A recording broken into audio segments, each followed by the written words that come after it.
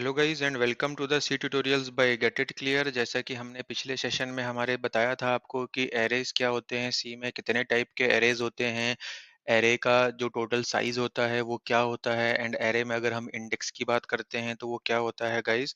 तो आइए हम आज आपके लिए इसका प्रैक्टिकल सेशन लेके आए हैं, जिससे हम जो हमने ऑलरेडी डिस्कस की हुई चीज़ें हैं उनको प्रैक्टिकली समझने की कोशिश करते हैं। तो किसी को कोई डाउट होगा तो वो शायद आज पूरा क्लियर हो जाएगा। ओके गाइस, तो हमने जैसे कि आपको पिछले स्लाइड्स में दिखाया था कि हमने एक डबल नाम का अमाउंट का एरे लिया था, देन हमने एक इंटीजर का एज नाम का एरे लिया था, एंड एज वाले में हमने यहीं पे वैल्यूज असाइन कर दी थी, लेकिन डबल वाले में हमने वैल्यूज असाइन नहीं की थी। तो मैंने आपको बताया था कि आप वैल्यूज या तो उसी टाइम पे साथ में ऐसे करली ब्रैकेट्स के अंदर पास करके असाइन कर सकते हैं, या फिर अगर आप ऐसे नहीं करना चाहते हैं, जैसे यहाँ पे एक वैल्यू मेरे से कम रह गई है लिखते टाइम, अगर जैसे मैं ऐसे नहीं करना चाहता हूँ एंड मुझे मालूम है कि मेरे 5 साइज़ का अमाउंट का एरे है, एंड मैं अमाउंट में हर एक इंडेक्स पे एरे के अलग-अलग वैल्यूज़ डालना चाहता हूँ, तो मैं उनको ऐसे भी कर सकता हूँ। मुझे कैसे एक्सेस करना होता है, मैं एरे का नाम दूँगा एंड उस इंडेक्स को दूँगा जो जो मुझे एलिमेंट अपडेट करना है, एंड मैं यहाँ से वैल्यू पास कर दूँगा। जैसे कि मुझे पता है कि मैं यहाँ पे डबल वैल्यू स्टोर कर रहा हूँ, तो यहाँ पे मेरा डबल वैल्यू मैं पास करते जा रहा हूँ। अगर मैं इंटीजर भी दे दूँगा तब भी वो स्टोर कर जाएगा गाइज़। क्यों? क्योंकि वो हमारी इम्प्लिसिट टाइप कास्टिंग हो जाएगी। ओके गाइज़, ये आपको पता होना चाहिए कि ये ऑटोमेटिक टाइप कास्टिंग होती है। छोटे डेटा टाइप से बड़े डेटा टाइप में वैल्यू स्टोर करना, ये इम्प्लिसिटली हैंडल हो जाता है, जो कि ऑटोमेटिक टाइप कन्वर्जन होता है सी में। देन गाइज़, हमने यहाँ पे आने के बाद कुछ नहीं किया है, हम यहाँ पे सेम वैल्यूज़ भी डाल सकते हैं, उसको कोई फ़र्क नहीं पड़ता क्योंकि वो अलग एलिमेंट पे जा रही है। देन हमने आपको यहाँ पे क्या दिखाने की कोशिश की है, आप देख सकते हैं, ये सब वैल्यू असाइन करने के बाद हमने यहाँ पे प्रिंट करवाया है आपको डबल फॉर्मेट स्पेसिफायर देके अमाउंट में जो 0th पोज़ीशन पे है, मतलब हमारा पहला एलिमेंट। एंड देन हमने आपको दिखाया है कि अगर मैं उस एलिमेंट में फिर से कोई नई वैल्यू डाल दूं तो क्या होगा यहाँ पे गाइस। ओके, तो मैं एक बार आपको प्रिंट करके दिखाऊंगा पहले वैल्यू असाइन करने के बाद, देन हम उसकी वैल्यू को वापस रीअसाइन करेंगे एंड चेक करेंगे कि क्या ये अलाउड है। अगर ये अलाउड है तो अब हमारे पास अमाउंट जीरो, मतलब पहला एलिमेंट जो होगा अमाउंट एरे के अंदर, वो क्या होगा। देन मैंने आपके लिए सेकंड ब्लॉक जो डाला हुआ है, यहाँ पे हम चेक करेंगे साइज ऑफ एरे कैसा होता है। तो गाइज, यहाँ पे मैंने दो टाइप के लिए आपके डेटा टाइप के एरे लिए हैं, एक हमारा इंट एरे होगा, एक हमारा डबल एरे होगा, एंड हम दोनों पे साइज का एक प्री डिफाइंड फंक्शन होता है गाइज। जैसे ही हमारा प्रिंट और स्कैन एफ होता है, वैसे ही साइज ऑफ भी एक हमारे पास सी लाइब्रेरी प्रोवाइडेड एक फंक्शन है, जो कि हमारे लाइब्रेरी फंक्शंस में आता है। इसका यूज करके हम एरे का साइज प्रिंट करवा सकते हैं। हम आपको दिखाएंगे कि जब हम एक-एक एलिमेंट स्टोर करवा रहे हैं इनमें, तो इसका साइज़ क्या होता है। सिमिलरली जब हम इसमें मल्टीपल स्टोर करवाएँगे तो इनका साइज़ कैसे बढ़ेगा। ओके गाइज़, लाइन नंबर 29 से हम आपके लिए थर्ड ब्लॉक लेके आए हैं, जिसमें हम दिखाएँगे आपको कि हमें अगर कोई एरे हमने डिफाइन कर लिया है, जैसे कि हमने ऊपर अमाउंट वाला एरे किया था, हम यहाँ पे एक नया इंटीजर एरे ले लेंगे, एंड हम आपको दिखाएँगे कि इसकी वैल्यू हम लूप के अंदर कैसे इनिशियलाइज़ कर सकते हैं। जैसे कि हमने देखा, या तो हम डायरेक्टली डेफिनेशन के टाइम पे ही उसकी वैल्यूज़ पास कर दें, या फिर हम एक-एक एलिमेंट को एक्सप्लिसिटली और मैनुअली वैल्यू असाइन करते जाएँ, या फिर हम लूप के अंदर उसको चला करके ऑटोमेटिकली पूरी वैल्यूज़ को एक-एक करके ऐड करते जाएँगे। इसमें भी ये ऑटोमेटिकली तो ऐड कर देगा, क्योंकि फॉर लूप चलेगा तो वो सब वैल्यूज़ को असाइन कर देगा, लेकिन हो तो वो मैनुअली ही ऐड रही है। हम आपको दिखाते हैं वो कैसे ऐड हो रही हैं। सो गाइस, हमने यहाँ पे लिया है एरे 3 जो कि इंटीजर टाइप का होगा। एक मैंने नंबर ले लिया है एन टाइप का वेरिएबल, मतलब इंटीजर, जिसको मैंने 0 रखा है गाइस अभी। एंड मैं आपके लिए क्या कर रहा हूँ, बिफोर स्टोरिंग वैल्यूज मैं क्या कर रहा हूँ, एक फॉर लूप चला रहा हूँ n इक्वल्स टू 0 से लेके n लेस देन 5 तक। सो गाइस, यहाँ पे लेस देन 5 क्यों, क्योंकि मुझे पता है मेरे एरे का जो इंडेक्स होगा वो 0 से लेके 4 तक चलेंगे। सो मैं 0 से लेकर के लेस देन 5 मतलब 4 तक चलाना चाहता हूँ, एंड n को मैं एक एक से इंक्रीमेंट करते जाऊंगा। अंदर मैंने प्रिंट करवाया हुआ है एरे 3 का इंडेक्स, मतलब n जब 0 होगा तो यहाँ पे एरे 3 का 0th इंडेक्स प्रिंट होगा। देन जब n 1 हो जाएगा तो एरे 3 का फर्स्ट इंडेक्स प्रिंट होगा। ऐसे ही जब n इक्वल्स टू 4 होगा तो यहाँ पे एरे 3 का फोर्थ इंडेक्स, मतलब इस एरे का लास्ट आइटम प्रिंट होगा। ओके गाइज, अगर हम आगे बढ़ें तो यहाँ पे हम देखेंगे कि हम अब क्या करेंगे। अगले लूप के अंदर हमने फिर से एक लूप चलाया है, लेकिन इस लूप के अंदर हम प्रिंट ना करवा के हम वैल्यूज असाइन करेंगे अपने एरे के अंदर। और हम मैं क्या कर रहा हूँ यहाँ पे, हम यूज़र से एंटर करवा के भी यहाँ पे ले सकते थे।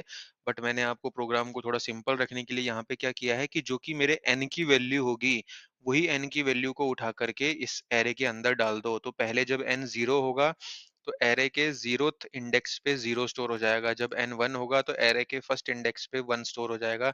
ऐसे ही जब n इक्वल्स टू 4 होगा, तो एरे के 4th इंडेक्स पे 4 स्टोर हो जाएगा गाइस, ओके।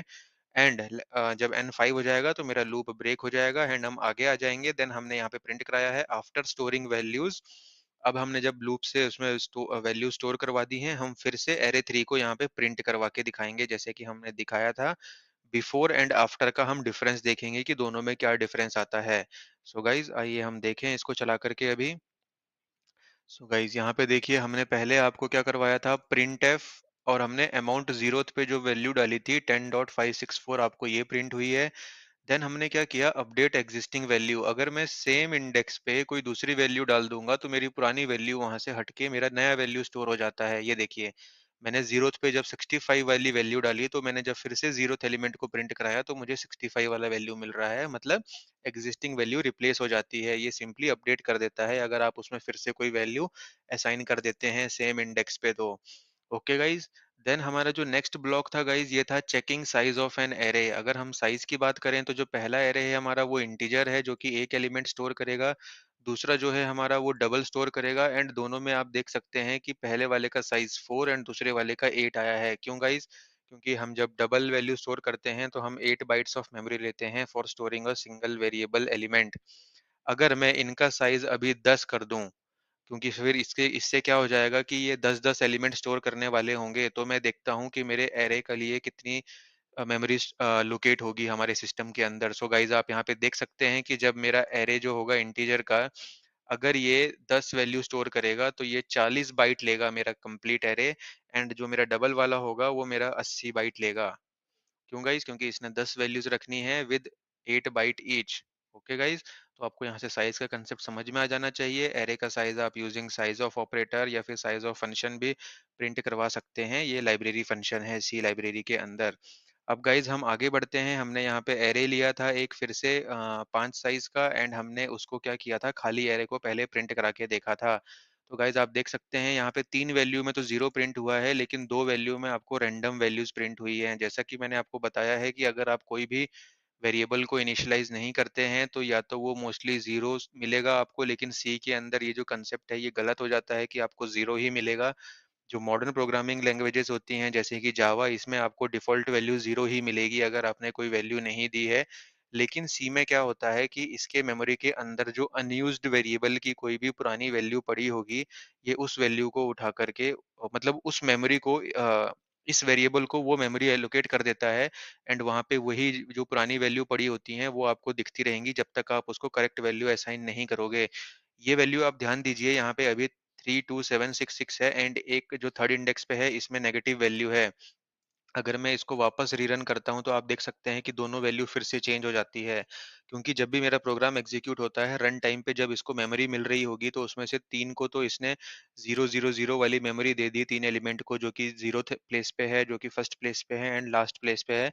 लेकिन जो मेरे सेकंड इंडेक्स सॉरी जो मेरे इंडेक्स 2 और इंडेक्स 3 पे जो होगा, ये उसमें एक रैंडम वेरिएबल रैंडम जो वैल्यू होती है, वो मेरे वेरिएबल को असाइन कर दी उसने। तो इसमें घबराने की कोई बात नहीं है, आप इनको इग्नोर कर सकते हैं। मैंने सिर्फ आपको डिफरेंस समझाने के लिए बताया है कि जब मैं इसको इनिशियलाइज़ कर दूँगा, तब इसमें क्या वैल्यूज़ आ जाएँगी। देन गाइज़ हमने क्या किया था, लाइन नंबर 38 से 41 में हमारे एरे के अंदर n की जो वैल्यू थी, वो हमने स्टोर करवाते गए थे। तो आप देख सकते हैं कि जब हमने आफ्टर स्टोरिंग वैल्यूज इसको प्रिंट कराया है, तो जब n 0 था, तो 0th पोजीशन पे 0 स्टोर हुआ, 1 पे 1 हुआ, 2 पे 2, 3 पे 3 एंड 4th पोजीशन पे 4 हुआ। एंड मेरा जो ये साइज था एरे का, ये 5 का ही था, इसलिए 0 से 4 तक स्टोर होने के बाद ये लूप बंद हो गया, एंड देन इसने सिर्फ प्रिंट करके हमारा प्रोग्राम खत्म हो गया।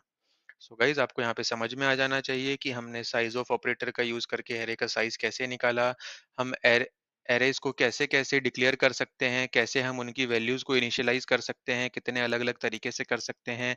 उन्हें अपडेट करना हो तो हम कैसे कर सकते हैं। देन यूजिंग फॉर लूप भी हम कर सकते हैं, मैनुअली एक एक करके कर सकते हैं, या फिर सीधे डेफिनेशन के टाइम पे ही उनको इनिशियलाइज कर सकते हैं। सो गाइज आई होप आपको ये वीडियो अच्छा लगा होगा एंड अब आपको एरेज का पूरा कंसेप्ट क्लियर हो गया होगा। अब हम आने वाले ट्यूटोरियल्स में देखेंगे कि आप पॉइंटर्स को एरे के साथ कैसे यूज कर सकते हैं एंड कैसे यूजिंग एरेज हम सी के अंदर स्ट्रिंग्स को हैंडल करते हैं। जैसे कि आपको पता है सी में स्ट्रिंग नाम का कोई डेटा टाइप नहीं होता है, इसलिए हमें वहाँ पे एरे का कंसेप्ट यूज करते हुए किसी एक डेटा टाइप के ऊपर हम स्ट्रिंग्स बनाते हैं। सो गाइज हम वो आने वाले ट्यूटोरियल्स में देखेंगे। हमारी वीडियो अगर आपको अच्छा लगा होगा सो गाइज इसको लाइक करें, शेयर करें एंड हमारे गेट इट क्लियर चैनल को सब्सक्राइब करें। Thank you.